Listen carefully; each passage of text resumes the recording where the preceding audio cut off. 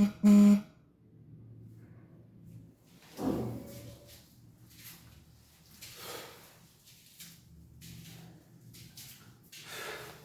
Everyone, good evening everybody. मैं हूं संतोष कुमार और आइए आज प्री पोजीशन से हटके एक अंग्रेजी का ही, इंग्लिश का ही एक बेसिक फंडामेंटल टॉपिक लेकर आया हूं आप सबके लिए। और इसमें बहुत सारे लोगों को कन्फ्यूज़न होता है, बहुत सारे लोगों को कन्फ्यूज़न होता है कि क्लाउज क्या होता है, फ्रेज क्या होता है और सेंटेंस क्या होता है। क्लाउज में, फ्रेज में और सेंटेंस में किसी को फर्क भी समझ में नहीं आता है। तो आइए आज इसी के ऊपर टॉपिक है, आज इसी के ऊपर वीडियो है और इसी के ऊपर हम लोग समझते हैं बेसिक से। एक्चुअली होता क्या है कि स्टार्टिंग में हम लोग बेसिक नहीं पढ़ते हैं, तो एडवांस जब पढ़ना शुरू करते हैं तो एडवांस जो होते हैं teacher, advance teacher in the sense advance class में हम जाते हैं कॉम्पिटिटिव या फिर और भी कोई CDS ये सब एग्ज़ाम के लिए, तो वहाँ पर टीचर आपको सब्जेक्ट वर्ब ऑब्जेक्ट ना बोल करके वहाँ पे क्लॉज बोल देते हैं, सेंटेंस बोल देते हैं, फ्रेज बोल देते हैं। तो वहाँ पर बच्चे लोग समझ नहीं पाते कि सर सेंटेंस क्या होता है, क्लॉज क्या होता है, फ्रेज क्या होता है। ठीक है ना। और भी है, आगे और भी वीडियो आएंगे, जैसे जिरेंड क्या होता है, पार्टिसिपल क्या होता है, इन्फिनेटिव क्या होता है, फाइनाइट वर्ब क्या होता है, नॉन फाइनाइट वर्ब क्या होता है। बहुत सारे कन्फ्यूजन होता है। तो बहुत सारे लोगों ने बोला कि सर ये समझ नहीं आता, कभी क्लॉज होता है, कभी फ्रेज होता है, सेंटेंस क्या होता है। तो आइए आज इसी पर बेसिक क्लियर करते हैं। बेसिक से बहुत आसानी से समझते हैं कि सब्जेक्ट क्या होता, माफ़ करना, क्लॉज क्या होता है, फ्रेज क्या होता है और सेंटेंस क्या होता है। ठीक है। अब कहीं पे कोई बोल देता है कि कंजंक्शन, जो कंजंक्शन होता है दो क्लॉज को जोड़ता है, दो फ्रेज को जोड़ता है, दो सेंटेंस को जोड़ता है। समझ नहीं आया क्लॉज क्या होता है, कंजंक्शन एक बात समझ में आ गया कि दो सेंटेंस को जोड़ने के लिए जो शब्द का इस्तेमाल होता है, जो वर्ड का इस्तेमाल होता है, कंजंक्शन बोलते हैं जनरली। लेकिन ये क्लॉज क्या होता है, सेंटेंस क्या होता है, फ्रेज क्या होता है, तो आइए इसी पे आज समझते हैं और क्लियर करते हैं और सब में अंतर समझते हैं, सब में फर्क समझते हैं। ठीक है ना। थोड़ा ये वीडियो लंबा भी हो सकता है क्योंकि ये पूरा टॉपिक को क्लियर करना है। ठीक है ना। चलिए, ये वीडियो नहीं होगा तो इसका अगला सेकंड पार्ट भी आ जाएगा, पर इसको समझने की कोशिश करते हैं। देखिए यहाँ पे क्या लिखा हुआ है, fundamentals, fundamentals of English. Fundamental basic, बुनियाद, एकदम बिल्कुल बेसिक। ठीक है, समझते हैं। फ्रेज क्या होता है, क्लॉज क्या होता है, सेंटेंस क्या होता है। ठीक है ना। फ्रेज, क्लॉज और सेंटेंस, इसी को आज डिफाइन करते हैं, इसी को आज क्लियर करते हैं और समझते हैं कि तीनों में बेसिक डिफरेंस क्या होता है। बेसिक डिफरेंस क्या होता है, कैसे समझेंगे कि ये फ्रेज है, कैसे समझेंगे ये क्लॉज है। तो आइए समझते हैं। देखिए, फ्रेज जो होता है इसको हम लोग क्या बोलते हैं, वाक्यांश बोलते हैं। वाक्य का एक अंश होता है, वाक्यांश बोल दीजिए। फिलहाल उसका हिंदी होता है, लेकिन हिंदी से कोई खास फर्क नहीं पड़ेगा समझने में। ठीक है ना। बस उसको सब वाक्यांश, वाक्यांश वाक्य का एक अंश है। कैसे भाई, कैसे अंश है, समझते हैं। ठीक है। तो फ्रेज वाक्यांश होता है, इसका एक थोड़ा सा पॉइंट है, उसको क्लियर करते हैं और पॉइंट के थ्रू ही समझने की कोशिश करते हैं कि कैसे है difference. It is a group of words. जो फ्रेज होता है शब्दों का एक ग्रुप होता है, 2, 4, 5, 10 जो भी होता है, मोर देन 2 बोल सकते हैं उसको, तो शब्दों का एक ग्रुप होगा। ठीक है ना। लेकिन और भी चीजें हैं, नो सब्जेक्ट वर्ब कॉम्बिनेशन। लेकिन जो फ्रेज होगा उसमें सब्जेक्ट और वर्ब का कोई कॉम्बिनेशन नहीं होगा। मतलब उसमें सब्जेक्ट भी नहीं दिखेगा, वर्ब भी नहीं दिखेगा। वर्ब हो सकता है, वर्ब हो सकता है, ठीक है ना, किसी कोई सब्जेक्ट भी दिखे, लेकिन सब्जेक्ट के अकॉर्डिंग वर्ब नहीं होगा। मतलब सब्जेक्ट और वर्ब में कोई कॉम्बिनेशन नहीं होगा, बस शब्दों का एक ग्रुप रहेगा। 2, 4, 5, 10 हो सकते हैं, ज़्यादा भी हो सकता है अगर आप बड़ा बनाना चाहें तो, no problem at all. Subject verb combination बिल्कुल नहीं होगा। क्या लिखा हुआ, it does not give complete sense. और ये शब्दों का जो एक समूह होगा, शब्दों का एक जो ग्रुप होगा, ये कंप्लीट सेंस नहीं देता है। बिल्कुल कोई शब्द कंप्लीट सेंस नहीं देगा। बस 2, 4 शब्द रहेगा, वो एक ग्रुप बना देगा, एक फ्रेज बोल देते हैं। ठीक है ना। सब कोई सेंस, कंप्लीट सेंस नहीं देगा। अभी सिर्फ पॉइंट लिखे हैं, पूरा वीडियो, पूरा सेंटेंस के थ्रू समझेंगे कि कैसे होते हैं, कैसे सेंस नहीं देता है।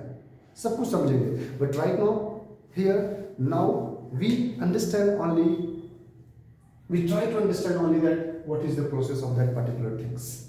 ठीक है, सेंटेंस सॉरी फ्रेज क्या होता है, ये शब्दों का एक ग्रुप होता है, सब्जेक्ट वर्ब का कोई कॉम्बिनेशन नहीं होता है और ये कोई कंप्लीट सेंस नहीं देता है। अरे सब्जेक्ट ही नहीं है, वर्ब ही नहीं है तो कंप्लीट सेंस क्या देगा, शब्दों का एक समूह है बस। ठीक है, याद रखिए।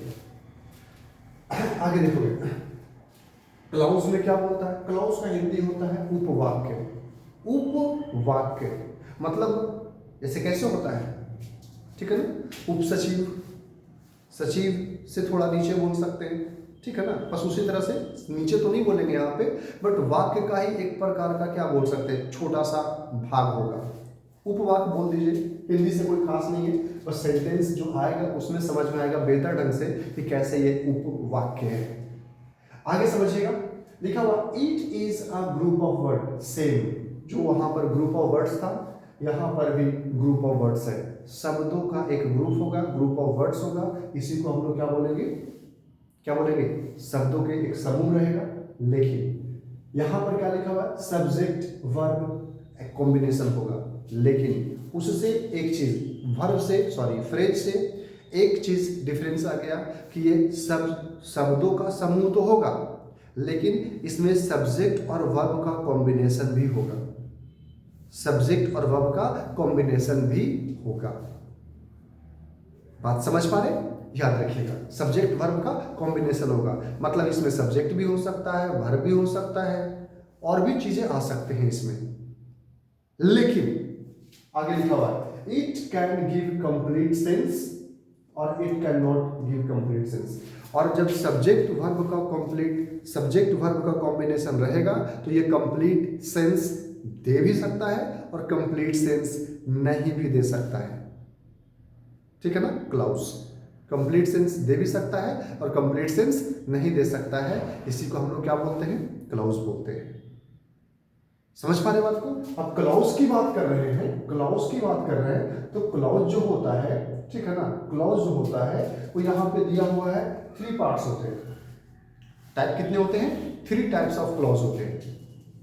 एक क्लाउज होता है प्रिंसिपल क्लाउज, जिसको हम लोग मेन क्लाउज भी बोल सकते हैं सॉरी, और इसको इंडिपेंडेंट क्लाउज भी बोलते हैं।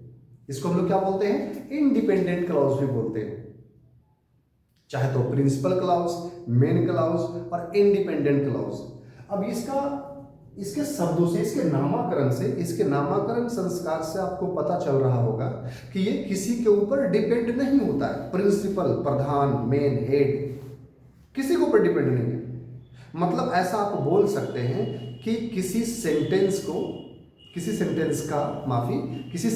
के कंप्लीट सेंस देने के लिए, पूरा फुल मीनिंग बताने के लिए किसी और सेंटेंस पे या किसी और वर्ड पे, किसी और फ्रेज पे डिपेंड नहीं रहता है। उसी को हम लोग क्या बोलते हैं, प्रिंसिपल क्लॉज बोल सकते हैं, मेन क्लॉज बोल सकते हैं और इंडिपेंडेंट क्लॉज बोल सकते हैं। बिल्कुल आपको समझ में आ रहा होगा कि प्रिंसिपल क्यों बोलते हैं। प्रिंसिपल, हालांकि एक बात आप याद रखिएगा, जिस किसी चीज का मैक्सिमम अगर बात करें मोस्टली, तो नामकरण से ही पता चल जाता है कि उसका बिहेवियर कैसा होगा। प्रिंसिपल, मेन, हेड किसी के ऊपर डिपेंड नहीं है, ठीक है ना, वो खुद निर्णय डिसीजन ले सकता है। कंप्लीट मीनिंग प्रिंसिपल, मेन और इंडिपेंडेंट किसी के ऊपर डिपेंड नहीं है। दूसरा होता है सबऑर्डिनेट क्लॉज, ठीक है, ध्यान से देखिएगा, सबऑर्डिनेट क्लॉज। सबऑर्डिनेट क्लॉज क्या होता है, सबऑर्डिनेट मतलब क्या होता है ना, आप इसको बोल सकते हैं, सबऑर्डिनेट को आप डिपेंडेंट क्लॉज भी बोल सकते हैं। इसका मतलब ये होता है, सीधी सी बात, मैंने पहले बोला कि बहुत सारा जो मोस्टली वर्ड होते हैं, मोस्टली चीजें होती हैं, वो नामकरण संस्कार उसी हिसाब से रखा जाता है, बिल्कुल है। सबऑर्डिनेट, डिपेंडेंट का मतलब क्या होता है, ये अपना कंप्लीट मीनिंग नहीं देगा। अगर कंप्लीट मीनिंग इसको देना होगा, सेंटेंस का, पूरे क्लॉज का अगर कंप्लीट मीनिंग देना होगा तो कहीं ना कहीं किसी चीज पे डिपेंड रहेगा, किसी चीज पे नहीं बल्कि प्रिंसिपल पे डिपेंड रहेगा। थोड़ा सा एग्जांपल ऐसे ले सकते हैं समझने के लिए कि एक स्कूल होता है, एक स्कूल में जो प्रिंसिपल सर होते हैं, प्रिंसिपल होते हैं, वो किसी के ऊपर डिपेंड नहीं है, वो डिसीजन ले सकते हैं कि क्या करना है क्या नहीं करना है। बट जितने भी टीचर होते हैं, जितने भी टीचर्स होते हैं, ठीक है ना, वो क्या करते हैं, वो खुद डिसीजन नहीं ले सकते कि हाँ स्कूल बंद करना है या क्या करना है नहीं करना है, ठीक है ना। वो प्रिंसिपल डिसीजन लेते हैं। मतलब जितना भी जो भी वर्क होगा, जो भी मैनेजमेंट होगा, वो प्रिंसिपल देखेंगे। तो जितने भी सारे जो होते हैं टीचर हो गए, स्टाफ हो गए, वो क्या है, सपोर्टिंग हो गए, सपोर्ट हो गए, सपोर्ट कर रहे हैं। मतलब वो इंडिपेंडेंट नहीं है, वो डिपेंड करते हैं प्रिंसिपल पे कि कैसा वो डिसीजन लेते हैं। मतलब अगर कोई निर्णय लेना है, कुछ क्लियर करना है, तो उसके अनुसार होगा, उनके अनुसार ही होगा। तो यहाँ पर आप समझ सकते हैं सबऑर्डिनेट क्लॉज को क्या बोलते हैं, डिपेंडेंट क्लॉज भी बोलते हैं। मतलब जो सबऑर्डिनेट क्लॉज होगा वो अपना कंप्लीट मीनिंग देने के लिए किसी और क्लॉज पे, यानी प्रिंसिपल क्लॉज, मेन क्लॉज और इंडिपेंडेंट क्लॉज पे निर्भर करेगा। समझ पा रहे बात को? यानी आप समझिएगा ध्यान से, ठीक है ना। प्रिंसिपल क्लॉज जो होता, माफ करना, सबऑर्डिनेट क्लॉज होता है, एक सेंटेंस में आगे भी आ सकता है, माफी, ठीक है ना। एक सेंटेंस बनता है तो बिना, मतलब एक बड़ा सा सेंटेंस बन गया, जैसे हम इफ यू कम हियर, माफी, if you come here I will help you, if you come here I will help you. अब यहां पे समझिएगा, यहां पे लिखते हैं if you come here I will help you. अब देखो ध्यान से, यहां पे अब ये दो क्लॉज है, एक यहां पर ये क्लॉज है और एक यहां पर ये क्लॉज है। अब ये दो क्लॉज जुड़े हुए हैं, दो क्लॉज मिल करके एक पूरे सेंटेंस को निर्माण कर रहे हैं। अभी सेंटेंस पे भी आते हैं, बट इतना समझ लीजिए कि सेंटेंस जो होता है वो एक कैपिटल लेटर से स्टार्ट होता है और फुल स्टॉप पे जाके वो एंड करता है। सेंटेंस सीधा सा आप ऐसे समझ सकते हैं, उसको हम सेंटेंस बोलेंगे, ठीक है ना। आगे और भी इसके पढ़े पढ़ लेते हैं। तो इफ यू कम हियर, अगर तुम यहां आओगे, अगर तुम यहां आते हो तो आई विल हेल्प यू बोल सकते हैं, no problem at all. If you come here, अगर तुम यहां आओगे, आई विल हेल्प यू, मैं तुम्हारी मदद करूंगा। तो ये जो है ना, अगर तुम यहां आओगे, अगर किसी के सामने इतना बोल करके आप रुक जाएंगे, सामने वाला का विजन क्लियर नहीं हो पाएगा कि क्या करना चाह रहा है। अगर तुम आओगे तो क्या अगर तुम आओगे तो क्या करोगे? नहीं कुछ नहीं करूंगा, मैं तुम्हें मदद करूंगा। बात समझ पा रहे हैं? तो ये सिर्फ ये क्या हुआ, अब एक यहाँ पे सेंस ये डेवलप है। हाँ याद रखिएगा, इसको हम लोग बोल सकते हैं सबऑर्डिनेट क्लॉज बोल सकते हैं, क्लॉज सबऑर्डिनेट क्लॉज भी बोल सकते हैं। समझने के लिए आप समझ सकते हैं, मैंने क्या लिखा, it is a group of word, ये पूरा का पूरा एक ग्रुप हो गया। अच्छा, सब्जेक्ट वर्ब कॉम्बिनेशन भी है, यू के साथ देखिए यहां पर कम भी आ गया, सब्जेक्ट का वर्ब के साथ कॉम्बिनेशन भी है। It can give complete sense, ये कंप्लीट सेंस दे भी सकता है अगर वैसा सेंटेंस आया तो, और कंप्लीट सेंस नहीं भी दे सकता है, ठीक है। तो ये तो डिपेंड करता है सिचुएशन पे कि देगा कि नहीं देगा, बट राइट नाउ यहाँ पे दो चीजें यहाँ पे क्लियर हो गई। अच्छा, क्या लिखा हुआ, इफ यू कम हियर, अगर तुम यहाँ आओगे, अगर तुम यहाँ आओगे तो, अगर तुम यहाँ आओगे तो क्या होगा? कोई दिक्कत है? नहीं कोई दिक्कत नहीं है, बट अगर तुम यहाँ आओगे तो मैं तुम्हारी मदद करूंगा। तो ये हो जाएगा सबऑर्डिनेट क्लॉज, मतलब इसको हम लोग डिपेंडेंट क्लॉज होगा, जब तक आगे ना लिखा जाए। ये सब्जेक्ट हो जाएगा, ये आपका हेल्पिंग वर्ब, और ये क्या हो गया, ऑब्जेक्ट। ये जो वर्ड है आई विल हेल्प यू, ये किसी के ऊपर डिपेंड नहीं है, मैं तुम्हारी मदद करूंगा, ठीक है ना। ये किसी के ऊपर डिपेंड नहीं है, याद रखिएगा। फिर से एक बार, ऐसा कोई फिक्स भी नहीं है कि सबऑर्डिनेट क्लॉज पहले आता है और प्रिंसिपल क्लॉज बाद में आता है। ये इंटरचेंज हो सकता है, पहले भी लिख सकते हैं I will help you if you come here, कोई प्रॉब्लम नहीं है, आगे पीछे कहीं पर भी आ सकता है सेंटेंस में, ठीक है। एक छोटा सा सिनेरियो समझ सकते हैं आप, हम क्या यहाँ पे क्या समझेंगे कि सबऑर्डिनेट क्लॉज जो है ना, सबऑर्डिनेट क्लॉज कुछ ना कुछ कंजंक्शन से ही स्टार्ट होगा, कुछ कंजंक्शन लेकर ही आएगा साथ में। कुछ ऐसे वर्ड बोल सकते हैं, कंजंक्शन समझ में नहीं आ रहा है तो आप ऐसा समझ सकते हैं कि कुछ ऐसे वर्ड हैं जो सबऑर्डिनेट क्लॉज, मतलब अगर वो शब्द से अगर कोई सेंटेंस स्टार्ट होता है तो आप उसको सबऑर्डिनेट क्लॉज बोल सकते हैं, डिपेंडेंट क्लॉज बोल सकते हैं। जैसे कुछ वर्ड लिखे हमने, मार्क किया है, एज हो जाएगा, because, since, before, till, after, while, when, if, unless, though, ठीक है, though, provided that, although, list, in order that, as soon as if, whether, which, why, then, as much as, according as। ठीक है, ये सब कुछ शब्द हैं, ठीक है ना, ठीक है, और कुछ यहाँ आफ्टर, बिफोर, ठीक है, समझ पा रहे बात को। तो ये सब सारे वर्ड है मैक्सिमम, ठीक है ना, जो आपको देखने को मिल जाएगा, ठीक है ना। कॉम्पिटिटिव एग्जाम में यहाँ से बहुत सारे क्वेश्चन पूछे जाते हैं। समझ में नहीं आता कि सबऑर्डिनेट क्लॉज क्या है, प्रिंसिपल क्लॉज क्या है, समझ पा रहे बात को। तो यहाँ पर ऐसे चीज होते हैं, समझ पा रहे बात को, यहाँ पे समझ में आ गया होगा। ये सब जितने भी सारे वर्ड हैं, आफ्टर, बिफोर, व्हेन, ये सब से सेंटेंस स्टार्ट होगा तो समझ जाइए वो कहीं ना कहीं सबऑर्डिनेट क्लॉज है, ठीक है। चलिए आगे समझते हैं। यहाँ पर एक सेंटेंस, अब यहाँ पर मैंने क्या समझा, सेंटेंस के बारे में समझते हैं। सेंटेंस क्या होता है, it is a group of words. ये होता है एक शब्दों का एक समूह होता है। शब्दों का क्या होता है, एक समूह होता है, ठीक है ना। शब्दों का समूह, तो शब्द का समूह तो सभी होते हैं, फ्रेज भी होता है, क्लॉज भी होता है और सेंटेंस भी होता है, ठीक है ना। तो एक जो पॉइंट है लगभग सभी में, लगभग नहीं पूरे कंप्लीट तीनों में है, ठीक है ना। आगे क्या लिखा हुआ, इसमें भी सब्जेक्ट वर्ब का कॉम्बिनेशन होता है, सब्जेक्ट वर्ब का कॉम्बिनेशन होगा।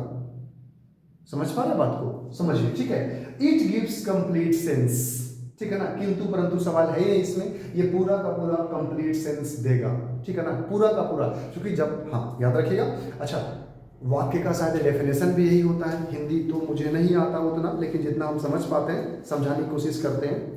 शब्दों, हाँ पहले हम लोग बोलते थे शब्दों का शुद्ध शुद्ध लिखना, ठीक है ना, शुद्ध शुद्ध बोलना, शुद्ध शुद्ध पढ़ना वाक्य कहलाता था। बचपन में हम मतलब ऐसे पढ़े थे, याद किए थे, गलती से कहीं पे प्रॉपर ये सही नहीं है, ठीक है ना। हालांकि अगर सही से देखा जाए तो सेंटेंस का मीनिंग शायद ऐसा होता है, डेफिनेशन शायद ऐसा होगा कि शब्दों का शुद्ध शुद्ध लिखना, बोलना, पढ़ना, जो एक, और साथ में एक ऐसा भी बोल सकते हैं जो एक कंप्लीट मीनिंग दे, कंप्लीट सेंस निकल के आए, तो शायद वो वाक्य कहलाता है, ठीक है ना। तो वैसे यहाँ पे है क्या, इट गिव्स कंप्लीट सेंस, वो कंप्लीट सेंस देगा, ठीक है ना। सब्जेक्ट वर्ब का कॉम्बिनेशन होगा, कोई दिक्कत यहाँ तक नहीं है, ठीक है ना। सेंटेंस, और एक चीज याद रखिएगा, सेंटेंस जो होता है वो full stop, sorry capital letter से स्टार्ट होता है और वो फुल स्टॉप पे जाके एंड करेगा, सेंटेंस कहलाता है। चलिए ये सेंटेंस हो गया। इससे पहले, ओ सॉरी छूट गया, एक्चुअली एक चीज बताना भूल गए कि हम लोग यहाँ पे टाइप्स ऑफ क्या पढ़े थे, क्लॉज। तो मैंने तो पढ़ा दिया प्रिंसिपल क्लॉज, सबऑर्डिनेट क्लॉज हो गया, ठीक है ना। सबऑर्डिनेट क्लॉज तो इतने तरीके से स्टार्ट होगा, कोई सेंटेंस के पहले अगर इतने सारे वर्ड अगर दिखेंगे तो समझ जाइए वो क्या है, सबऑर्डिनेट क्लॉज है।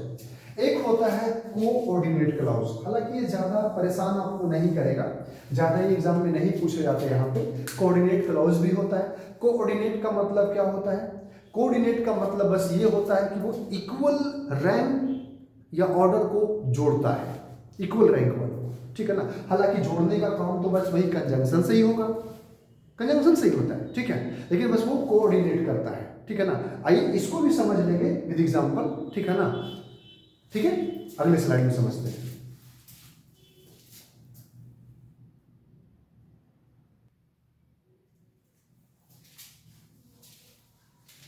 चलिए आइए समझते हैं क्या लिखा हुआ है, समझिएगा। अब यहाँ पे हमको समझना है, सेंटेंस तो पूरा होगा, मैंने क्या बताया था आपको कि full stop, sorry capital letter से स्टार्ट होगा और फुल स्टॉप पे जाकर एंड कर जाएगा, ठीक है। तो सारे के सारे तो सेंटेंस ही है, लेकिन इसमें आपको पिक आउट करना है, फाइंड आउट करना है, मार्क करना है फ्रेज क्या है और क्लॉज क्या है। और इसमें थोड़ा सा एक चीज और मार्क करेंगे हम लोग कि सबऑर्डिनेट क्लॉज क्या है और प्रिंसिपल क्लॉज क्या है। सारे चीज को बेहतर ढंग से समझने की कोशिश करेंगे, बारीकी ढंग से, ठीक है। समझिएगा, देखिएगा, I like the cake with cherries and pomegranate. ठीक है, आगे समझिएगा। अब यहां पे क्या लिखा हुआ है, देखिए मैंने क्या बताया था, याद करिए वापस, सब्जेक्ट और वर्ब का कॉम्बिनेशन रहेगा। ग्रुप ऑफ वर्ब तो सारे हैं, उस पॉइंट को हटा ही दीजिए। सब्जेक्ट और वर्ब का कॉम्बिनेशन होगा, कंप्लीट सेंस देगा। समझ पा रहे बात को? तो एक क्लॉज कहलाता है। अब क्लॉज कैसे होगा, देखिए वहां पर कंफ्यूजन था ना, क्लॉज वाले सेक्शन में देखिएगा कि एक कंप्लीट सेंस दे भी सकता है, कंप्लीट सेंस नहीं भी दे सकता है, याद है? यही पे समझाते हैं आपको कि ये क्लाउज है, लेकिन वो कंप्लीट सेंस कैसे देगा। क्लाउज का मतलब आपको बताए थे हिंदी शायद उपवाक्य बताए थे, मतलब पूरा एक कंप्लीट पूरा हो जाएगा कैपिटल लेटर से फुल स्टॉप तक के, तब तो वो सेंटेंस कहलाएगा। लेकिन अगर वो सेंटेंस का एक भाग है और वो कंप्लीट सेंस दे रहा है तो क्या कहलाएगा, क्लाउज ही कहलाएगा। समझते हैं? यहाँ पे लिखिएगा क्या लिखा हुआ, ये हो गया सब्जेक्ट, ये हो गया वर्ब, और ये आप इसको ऑब्जेक्ट बोल सकते हैं। तो बताओ कि यहां से यहां तक का, ठीक है, ये जो यहां पे है, ठीक है, ये क्या लिखा हुआ है, ये जो आपका यहां से लेकर के यहां तक जो लिखा हुआ है, ये क्या है, ये क्लॉज ही तो है, complete. I like the cake, clause बोल सकते हैं, मैं केक को पसंद करता हूं, ठीक है। लेकिन ये लिखा हुआ ना विद चेरीज एंड पोमोग्रेनेट, तो लेकिन ये क्या हुआ, अब बताओ, ये क्या लिखा हुआ है, ये बताओ, इसका कोई सब्जेक्ट वर्ब का कॉम्बिनेशन है? कहां सब्जेक्ट है इसमें, कहां वर्ब है इसमें? नहीं है। बस शब्दों का एक क्या है, शब्दों का एक ग्रुप है, शब्दों का एक ग्रुप है। तो इसको हम लोग क्या बोलेंगे, इसको हम लोग फ्रेज बोल देंगे, ठीक है। तो यहां पर एक क्लॉज और एक फ्रेज मिल करके पूरा का पूरा एक सेंटेंस का निर्माण कर दिया। तो हम बोल सकते हैं आई लाइक द केक, मैं वो केक पसंद करता हूं विद चेरीज एंड पोमोग्रेनेट, जो चेरीज और पोमोग्रेनेट का उसमें होता है वही मैं पसंद करता हूं। तो ये हो गया आपका क्या, इसको आप क्लॉज बोल सकते हैं और इसको फ्रेज बोल सकते हैं। सब्जेक्ट वर्ब का कोई कॉम्बिनेशन नहीं है, सब्जेक्ट वर्ब का कॉम्बिनेशन है, लगभग ये कंप्लीट मीनिंग भी दे रहा है। अब ये दोनों फ्रेज और क्लॉज मिल करके एक सेंटेंस का निर्माण करते हैं। समझ पा रहे? आज और समझते हैं। आई लाइक द केक, फिर वही कहानी, I like the cake which has cherries and pomegranate. अब समझिएगा, ये आपका क्या लिखा हुआ है, ये आपका हेल्पिंग वर्ब हो गया, वर्ब हो गया, और ये सब्जेक्ट हो गया, सब्जेक्ट हो गया। तो सब्जेक्ट वर्ब का कॉम्बिनेशन, मतलब ये पूरा का पूरा एक तरह से क्या बोल सकते हैं, ये भी एक प्रकार का क्लॉज है, और ये भी एक तरह का क्या है, क्लॉज है। ये भी क्लॉज, ये भी क्लॉज हो गया। लेकिन ये इंडिपेंडेंट क्लॉज हमको दिख रहा है, आई लाइक द केक, मैं केक पसंद करता हूं। लेकिन विच हैज, अब ये क्या, अब which has cherries and pomegranate, जिसके पास चेरी एंड पोमोग्रेनेट होते हैं, क्या जिसके पास होता है तो क्या, आगे बताइए। तो ये मिल करके इसके साथ आकर के ये इसके ऊपर डिपेंड है कि मैं वो केक पसंद करता हूं जो चेरी और पोमोग्रेनेट होते हैं, जिसके पास, जिस केक में चेरी और पोमोग्रेनेट होते हैं। तो अभी बताए थे कि जितने भी सारे क्या था, विच स्टार्ट होगा, आफ्टर, व्हाइल, ये सबसे सेंटेंस का स्टार्ट होता है। तो आसान सा सवाल है कि आप उसको सबऑर्डिनेट क्लॉज बोल सकते हैं, सबऑर्डिनेट क्लॉज बोल सकते हैं। क्लॉज सब्जेक्ट वर्ब का कॉम्बिनेशन है तो क्लॉज कह देंगे, सब्जेक्ट वर्ब का कॉम्बिनेशन है तो क्लॉज कह देंगे। लेकिन अब ये पूरा अपने आप में कंप्लीट मीनिंग नहीं दे रहा है, ये कंप्लीट मीनिंग देने के लिए इस सेंटेंस पर डिपेंड है, तो इसको हम लोग क्या बोलेंगे, सब ऑर्डिनेट क्लॉज बोल देंगे, या डिपेंड है तो डिपेंडेंट क्लॉज बोलेंगे। तो ये हो जाएगा सब ऑर्डिनेट क्लॉज और ये हो जाएगा प्रिंसिपल क्लॉज। वापस रिपीट करके देख लीजिएगा, आप समझिएगा। A poor man is lying along the road, वही कहानी, ये सब्जेक्ट है, माफ करिएगा, ये सब्जेक्ट हो जाएगा, ये वर्ब हो जाएगा, सब्जेक्ट वर्ब है। तो सब्जेक्ट का वर्ब के साथ कॉम्बिनेशन है तो ये क्या कहला जाएगा, क्लॉज कहला जाएगा। लेकिन अलोंग द रोड क्या है, ये शब्दों का एक समूह है। अलोंग द रोड मतलब सड़क के किनारे, क्या, कुछ मीनिंग नहीं दे रहा है, सब्जेक्ट वर्ब कॉम्बिनेशन नहीं है, बस शब्दों का एक ग्रुप है, ठीक है ना। तो इसको हम लोग क्या बोलेंगे, फ्रेज बोल देंगे, फ्रेज बोल देंगे। तो यहां पर क्या हुआ, सब्जेक्ट वर्ब का कॉम्बिनेशन के साथ यहाँ पे फ्रेज हो गया। तो इसको हम लोग, ये पूरा तो सेंटेंस ही है बट ये आपका क्लॉज है और ये यहाँ पर फ्रेज है। समझ पा रहे बात को, याद रखिएगा। और समझते हैं। My teacher helped me, subject है, वर्ब है, सब्जेक्ट वर्ब का कॉम्बिनेशन, बिल्कुल यहां पे क्या कहला जाएगा, ये आपका क्लाउज कहलाएगा।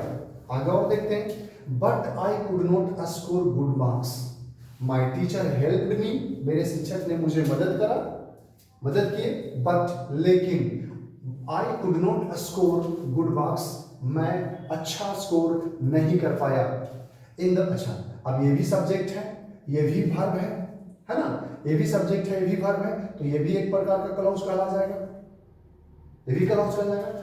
लेकिन आगे देखिएगा, good marks in the examination, ये शब्दों का एक समूह है। Good marks in the examination कहाँ, सब्जेक्ट है, वर्ब है और ऑब्जेक्ट, कहाँ सब्जेक्ट वर्ब का कॉम्बिनेशन है, नहीं है, बस good marks in the examination, ये शब्दों का एक कलेक्शन है, शब्दों का एक ग्रुप है, तो इसको हम लोग क्या बोल देंगे, फ्रेज बोल देंगे। तो अब बताइए, but I could not score, लेकिन मैं स्कोर नहीं कर सका, लेकिन मैं स्कोर नहीं कर सका, इसका मतलब क्या हुआ, अब ये कहीं ना कहीं डिपेंड करता है फर्स्ट क्लॉज पे, सॉरी यहाँ पे प्रिंसिपल क्लॉज पे।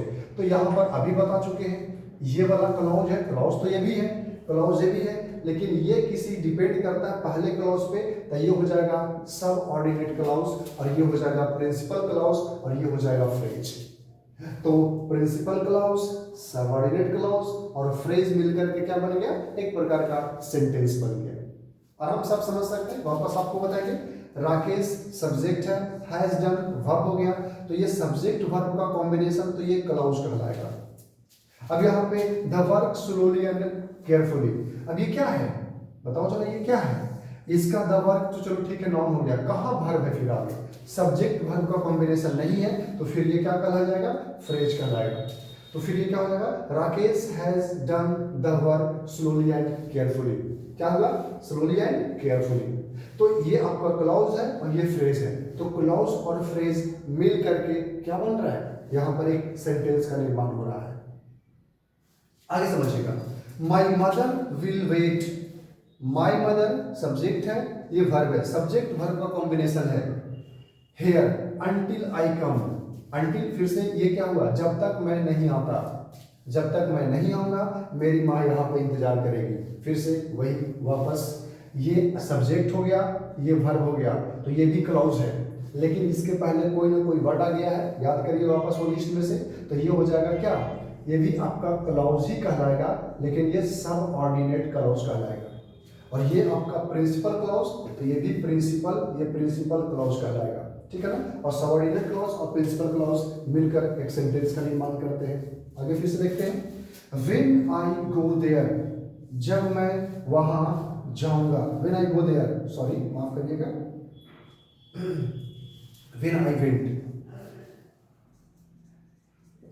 व्हेन आई वेंट देयर, जब मैं वहां गया, जब मैं वहां गया, आई सॉ हिम, मैंने उसे देखा, फिर से सब्जेक्ट वर्ब का कॉम्बिनेशन है, ये क्लॉज है, सब्जेक्ट वर्ब का कॉम्बिनेशन है, क्लॉज है, and I guided him, subject verb का कॉम्बिनेशन है, यहां पर ये भी क्लॉज हो जाएगा। समझ पा रहे बात को। तो यहां पर मोर देन टू क्लॉज आ गया, यहां पे आया कि नहीं आया, तो 1 2 3 4 और भी आ सकते हैं, सब मिल करके एक सेंटेंस का निर्माण करते हैं। तो व्हेन आई वेंट देयर, जब मैं वहां गया, आई सॉ हिम, मैंने उसे देखा, एंड आई गाइडेड हिम, मैंने उसे गाइड किया।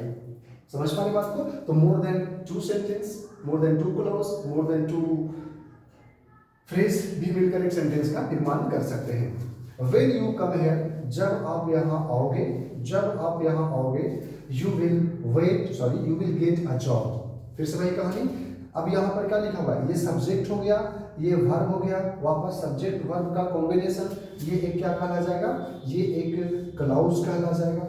अब कैसा क्लॉज कहला रहा है, तो अगर देखिए ये you, when you come here, जब तुम यहाँ आओगे, आओगे तो अब ये कंप्लीट सेंस नहीं दे रहा है यहाँ पे, तो ये कंप्लीट सेंस नहीं देगा, तो यहाँ पर ये सब ऑर्डिनेट क्लॉज कहलाएगा या डिपेंडेंट क्लॉज कहलाएगा। क्यों, you will get a job, आपको एक जॉब मिल जाएगी, आप एक जॉब पा जाओगे, ये प्रिंसिपल क्लॉज है, ये किसी पर डिपेंडेंट है, आप एक जॉब पा जाओगे, कोई दिक्कत नहीं है। लेकिन व्हेन यू कम हियर, जब तुम यहाँ आओगे, जब तुम यहाँ आओगे तो क्या, पिटाई खाओगे, डांट पड़ेगी, क्या होगा, कुछ अरे ऐसा नहीं है, you will get a job, आपको एक जॉब मिल जाएगी, जॉब लग जाएगी। समझ पाए बात को। देखोगे, अनलेस यू वर्क हार्ड, यदि आप कठिन परिश्रम नहीं करते हो तो क्या होगा। अब ये सेंटेंस ही अधूरा दिख रहा है, सब्जेक्ट है वर्ब का कॉम्बिनेशन तो है, तो इसको क्लॉज तो बोल देंगे लेकिन सब ऑर्डिनेट क्लॉज बोल देंगे, क्योंकि ये कंप्लीट सेंस नहीं दे रहा है। ये कंप्लीट सेंस देने के लिए इसके लिए कुछ ना कुछ और चाहिए, ठीक है ना। अनलेस यू वर्क हार्ड, यदि आप कठिन परिश्रम नहीं करोगे, यू विल नॉट सक्सीड, आप सफल नहीं करोगे। ये आपका प्रिंसिपल क्लॉज हो गया, ठीक है। आइए दो सेंटेंस है उसको भी समझने की कोशिश करते हैं, कैसे क्या है देखिएगा। द प्ले बिगिंस, प्ले, अब यहाँ पे मूवी बोल सकते हैं, ड्रामा बोल सकते हैं, कुछ भी बोलिए। प्ले का मतलब अंग्रेजी है, थोड़ा सा ये फ्लैक्चुएशन रखता है, कॉमन सेंस अप्लाई करिएगा, समझ में बेहतर आएगा। द प्ले बिगिंस, अब देखो ये क्या लिखा हुआ है, ये आपका सब्जेक्ट का काम कर रहा है और ये यहाँ पे वर्ब का काम कर रहा है, ठीक है। सब्जेक्ट का वर्ब के साथ कॉम्बिनेशन है। अब क्या लिखा, प्ले बिगिंस, मूवी ड्रामा जो है शुरू हो गया, शुरू होता है, ठीक है ना। सब्जेक्ट, ठीक है, subject according to the subject verb is placed, तो सब्जेक्ट का वर्ब के साथ कॉम्बिनेशन है। With a scene of love affairs, अब एक मूवी है, ठीक है ना, वो शुरू होता है, मूवी है शुरू होता है कैसे, अब बताओ। ये आप with a scene of love affairs, तो ये शब्दों का एक समूह है, इसमें सब्जेक्ट और वर्ब का कोई कॉम्बिनेशन नहीं है। तो सब्जेक्ट और वर्ब का कोई कॉम्बिनेशन नहीं है, सब्जेक्ट और वर्ब का कोई कॉम्बिनेशन नहीं है, तो फिर हम क्या बोलेंगे, उसको हम लोग फ्रेज बोलते हैं। तो एक क्लाउज और एक फ्रेज मिलकर के सेंटेंस का निर्माण करते हैं। समझ पा रहे बात को, और समझिएगा एक चीज और बताना चाहूंगा आपको यहाँ पे कि ये बाद में देखना, मतलब आपको टाइम एंड टेंस में आपको पढ़ने को मिलेगा, बेहतर ढंग से समझेंगे, एक स्टैंडर्ड लेवल स्टैंडर्ड रहेगा।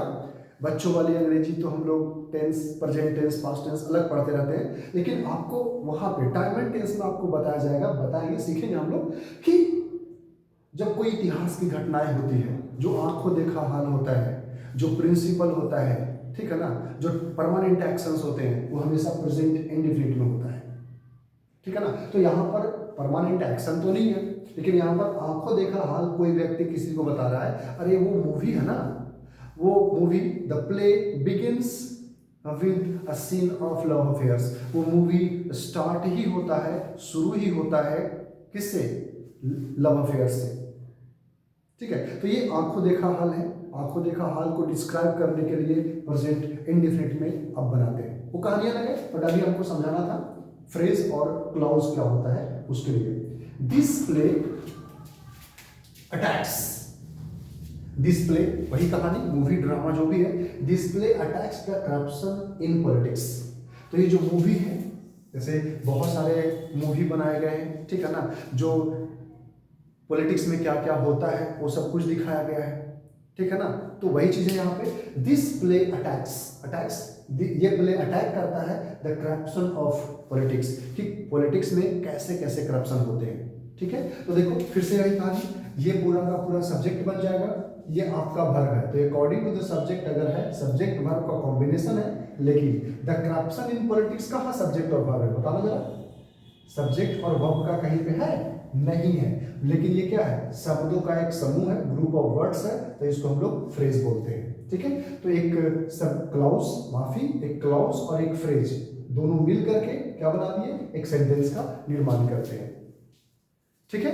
तो आपको समझ में आ गया होगा, ठीक है, कि क्लॉज क्या होता है, फ्रेज क्या होता है और सेंटेंस क्या होता है, टाइप भी बताए हैं, और यहाँ पे उसका एग्जाम्पल भी बहुत अच्छे से आप समझ में आ गया होगा, ठीक है ना। अब देखिएगा अगले वीडियो में हम लोग समझाएंगे, समझेंगे, समझने की कोशिश करेंगे, आई होप अगला स्लाइड भी हो सकता है, तो उसमें हम लोग समझेंगे कि टाइप्स ऑफ फ्रेज क्या होते हैं, टाइप्स ऑफ फ्रेज। अच्छा, टाइप्स ऑफ फ्रेज भी होता है, जी हाँ बिल्कुल, टाइप्स ऑफ फ्रेज भी होता है। क्यों, मतलब 5-6 टाइप के फ्रेज होते हैं। अगर कोई फ्रेज नाउन का जैसा काम करता है तो वो नॉन फ्रेज हो जाता है, एडजेक्टिव का जैसा काम करता है तो एडजेक्टिव फ्रेज होता है, एडवर्ब के जैसा अगर काम किया तो एडवर्ब फ्रेज होता है। क्लाउज की बात मैं नहीं कर रहा, मैं फ्रेज की बात कर रहा हूं, समझ पा रहे बात को, ठीक है। तो आइए देखते हैं, समझते हैं क्या होता है, ठीक है, अगले